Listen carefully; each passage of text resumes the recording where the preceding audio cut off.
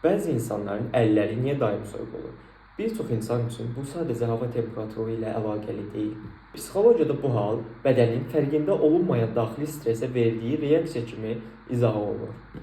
İnsan uzun müddət gərgin, sıxılmış və ya emosional olaraq tükənmiş vəziyyətdə yaşadıqda sinir sistemi yüngül, amma davamlı bir həyəcan halında qala bilir.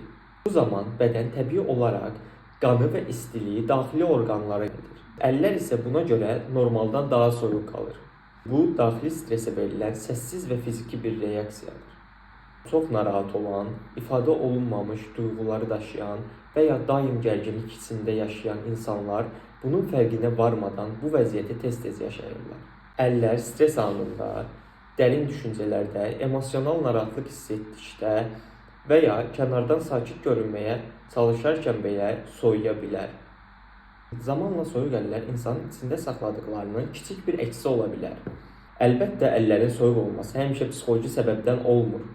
Bu hal bəzən tibbi faktorlarla da əlaqəli ola bilər. Davamlıdırsa mütləq mütəxəssisə müraciət etmək vacibdir.